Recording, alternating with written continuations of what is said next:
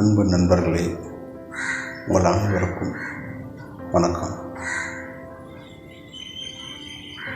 குடும்ப உறவுகள் இந்த நாட்களிலே சீரழிந்து வருகிறது. குடும்ப உறவுகளிலே ஒரு பிளவு ஏற்படுகிறது. இதற்கு ஒவ்வொரு குடும்பத்திலும் இதற்கு முக்கிய காரணம் வெறுப்பு என்கிற அந்த நிலையை பார்க்கிறோம். வெறுப்பின் விளைவு அன்பை மறைக்கிறது. கணவன் மனைவி இடையே ஒரு வெறுப்பு, அந்த வெறுப்பு நிமித்தமாக அவர்களுக்குள்ளே இருக்கக்கூடிய அந்த உறவு பிளவுபடுகிறது. அது நிமித்தமாக குடும்பம் பிளவுபடுகிறது. வெறுப்பினாலே பெற்றோர்கள் பிள்ளைகள் இடையே ஒரு பிளவு ஏற்படுகிறது.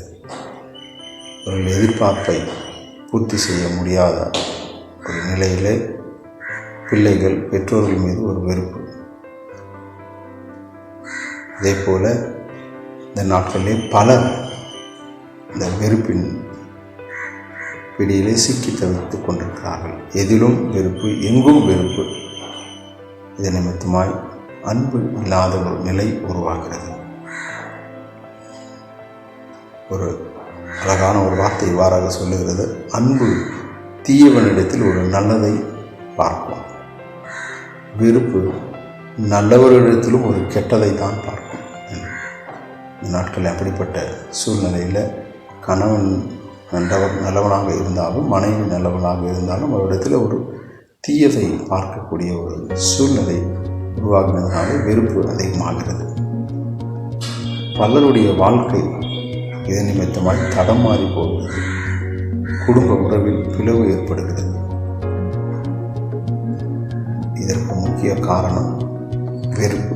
இந்த வெறுப்பு அன்பை மறைக்கிறது. அன்பு இல்லாத ஒரு நிலையை உருவாக்குகிறது, வெறுமையை உருவாக்குகிறது. இதற்கு என்ன செய்வது?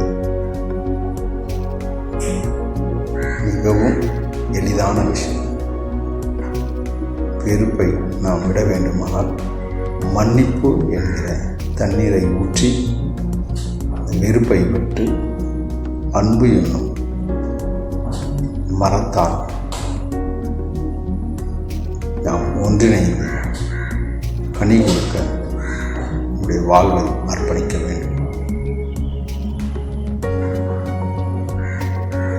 வெறுப்பை நாம் விட்டு விலகி இருக்க வேண்டுமானால் மன்னிப்பு என்கிற அந்த தண்ணீரை ஒவ்வொரு நாளும், ஒவ்வொரு நிலையிலும், ஒவ்வொரு நொடி பொழுதும் நமக்கு ஏற்படுகிற அந்த வெறுப்பின் போது தண்ணீரை ஊற்றி அதை அணைத்து அன்பு என்கிற அந்த மரத்தை நாம் வளர்த்து நீக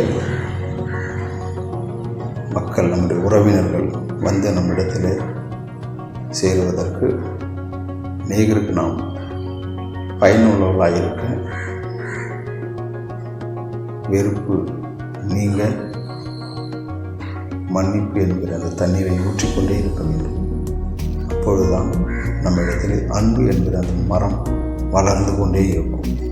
இல்லை என்றால் வெறுப்பு என்கிற அந்த தீய சக்தியானது அந்த மரத்தை பட்டுப்போக செய்யும். இந்த குடும்பத்தில் ஒரு பிளவை ஏற்படுத்தி ஆணிவேர் வரையிலும் பாதித்து அந்த மரத்தை ஒன்றுமில்லாமல் போக செய்யும். எனவே நாம் வெறுப்பை விட்டு, வெறுப்பை மறந்து, வெறுப்பை மன்னிக்கக்கூடிய அந்த குணத்தில் மன்னித்து அன்பை நாம் கடைபிடித்து நம்முடைய குடும்பங்களிலே, நம்முடைய உறவுகளிலே அன்பை மாத்திரமே நாம் காட்டி, அன்பை மாத்திரமே நாம் மற்றவர்களுக்கு செலுத்தி அன்பு நிமித்தமாக இந்த குடும்பத்தை கட்டுவோம். கடவுள்